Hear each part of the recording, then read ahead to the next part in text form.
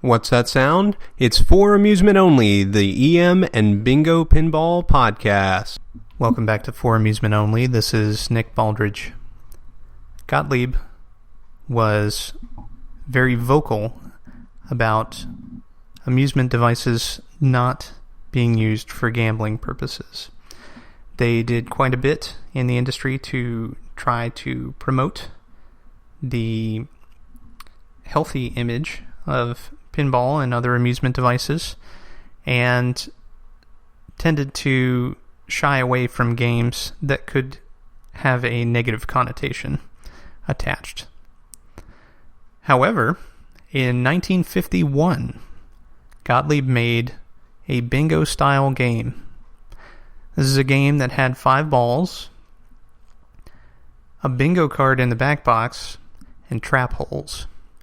This game is called Watch My Line, and it was made by the team of Harry Mabs with art by Roy Parker. Now, this game used a throwback style playfield. It's a traditional figure 8 style that was used in early games from the 30s and Bagatelle games before that. This machine has a number of posts that are placed in order to discourage the ball from going in certain holes. It would require a very skilled player to nudge them into particular holes.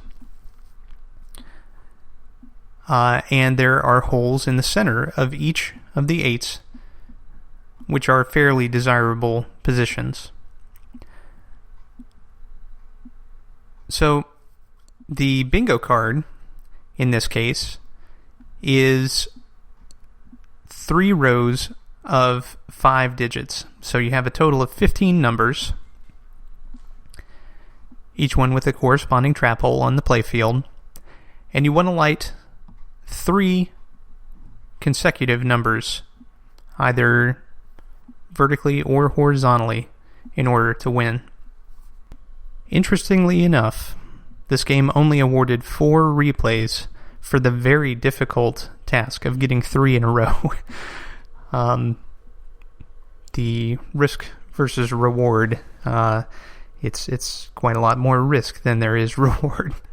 Now, what's also fascinating is that there is a service bulletin which is scanned in IPDB for this game from Gottlieb that says,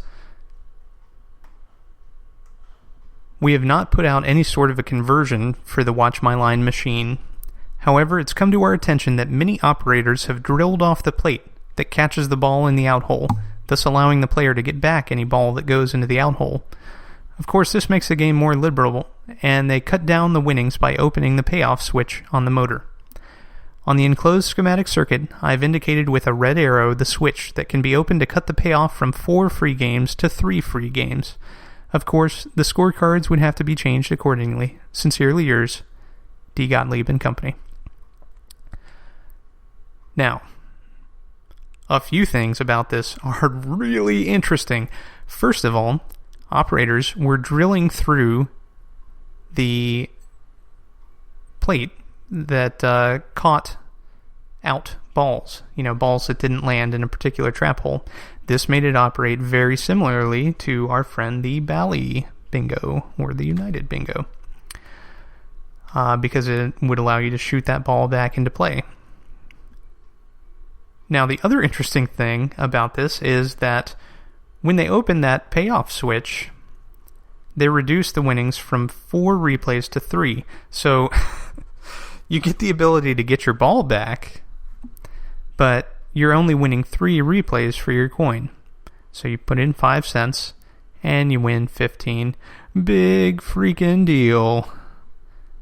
I find this really interesting. This looks like one of those games that would be really neat to have in your collection, because it's so anti Gottlieb's stance later on, especially.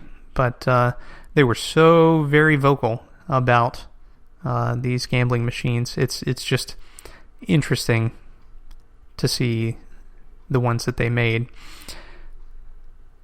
But I will say there's not a huge potential for the player to actually gamble on this thing. If you're only winning a max of 4 replays, and operators were so often misadjusting the winner circuit so that you only scored 3, it's unlikely that anyone was seriously gambling on this unless there were no Bally Bingos anywhere in sight.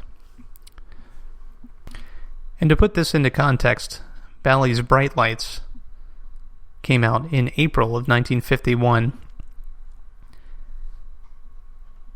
and Gottlieb's Watch My Line came out in July of 1951. Well, thank you again for joining me. My name again is Nick Baldridge. You can reach me at foramusementonlypodcast@gmail.com, and you can listen to us on iTunes, Stitcher, Pocket Casts, via RSS, on Facebook at For Amusement Only Podcast, on Twitter at Bingo Podcast.